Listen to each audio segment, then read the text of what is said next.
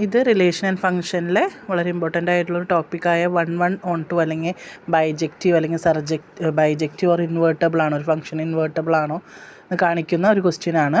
അപ്പോൾ നമ്മളൊരു എക്സാമ്പിൾ വെച്ച് ചെയ്യാം. ഇവിടെ നമുക്കറിയാം ഒരു ഫംഗ്ഷൻ 1 ആവണമെങ്കിൽ അത് f(x1) = f(x2) implies x1 = x2 ആണെങ്കിൽ അത് 1 ആണ്. അതേമാതിരി തന്നെ f(x) = y ആണെങ്കിൽ അത് on 2 ആണ്. അപ്പോൾ ഞാനിവിടെ ഒരു ക്വസ്റ്റ്യൻ ചെയ്തിട്ടുണ്ട്. f(x) = 2x + 1/3 function real number two real number ആണ് മാപ്പ് ചെയ്യണത്. അപ്പോൾ ആദ്യം തന്നെ ക്വസ്റ്റ്യൻ ചോദിച്ചേക്കുന്നത് ഇത് ഇൻവേർട്ടബിൾ ആണോ എന്നാണ് കണ്ടുപിടിക്കാനാണ് ചോദിച്ചേക്കുന്നത്. അപ്പോൾ അത് ഇൻവേർട്ടബിൾ ആണോ എന്ന് കണ്ടുപിടിക്കാൻ ചോദിക്കാം, ബൈജക്റ്റീവ് ആണോ എന്ന് കണ്ടുപിടിക്കാൻ ചോദിക്കാം, അല്ലെങ്കിൽ ഫൈൻഡ് വെദർ അല്ലെങ്കിൽ show whether f is 1 or on 2 അങ്ങനെയും ചോദിക്കാം.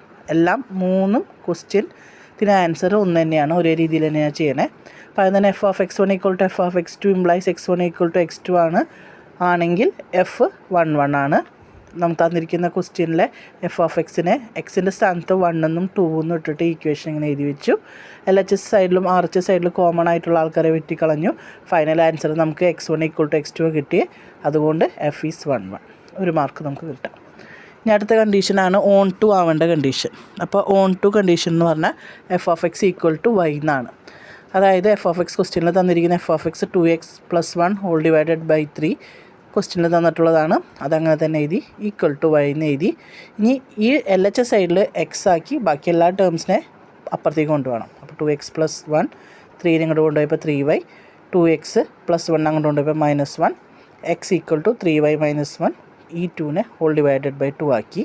അപ്പോൾ നമുക്ക് കിട്ടുന്നത് ഒരു റിയൽ നമ്പറാണ്. നമുക്ക് ഒരു റിയൽ നമ്പറിൽ നിന്ന് തുടങ്ങി അടുത്ത റിയൽ നമ്പറിലേക്ക് മാപ്പ് ചെയ്യുകയാണെങ്കിൽ ആ ഒരു ഫംഗ്ഷൻ on 2 ആണ്. Since f is 11 and on 2, f is bijective and is invertible. അപ്പോൾ ഇതേപോലത്തെ പ്രോബ്ലംസ് ഒന്ന് ചെയ്ത് പഠിക്കുക.